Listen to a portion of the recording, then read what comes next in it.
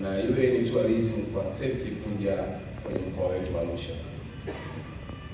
Kwetu sisi ni baraka kupata wageni, na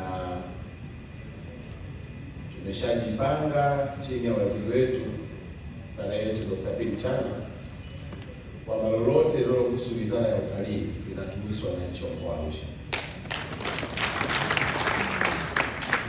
Kwenye ilani ya Chama chetu cha Mapinduzi, Mheshimiwa Rais Daktari Samia pamoja na wewe msaidizi wake namba moja mliweka mkazo kwa umuhimu wa kutengeneza mazingira bora kwa wawekezaji na kukuza sekta yetu ya utalii, na sisi wana Arusha ni wanufaika.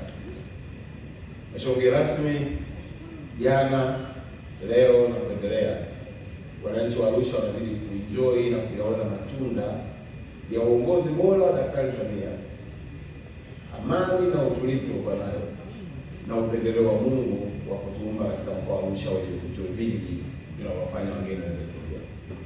Nisingependa sana dada yangu asimame muda mrefu, lakini tukuhakikishie Mheshimiwa Makamu Rais ya kwamba Arusha tuko tayari kwa kila fursa itakayopatikana, ikiwemo pamoja na hizi nafasi za vijana 100.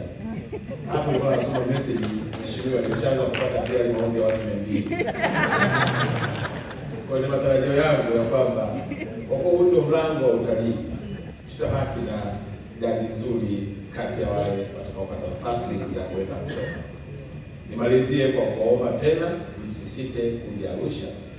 Mheshimiwa mgeni rasmi, Makamu wetu wa Rais, tunakuomba uendelee kuja Arusha, lakini pia tufikishie salamu za upendo kwa Daktari Samia ya kwamba kama kuna mkoa unamuelewa Daktari Samia ni Arusha. Na huku hatupendi watu bila kuwa na mpango, huku tunapenda watu wanaotuletea pesa. Kwa kweli anatuletea pesa nyingi na tunaendelea kuona mafanikio makubwa. Tunamwahidi kumpa ushirikiano, kumpa sapoti, kumwombea, na zaidi ya yote 2025 mwezi wa 10 kuna uchaguzi.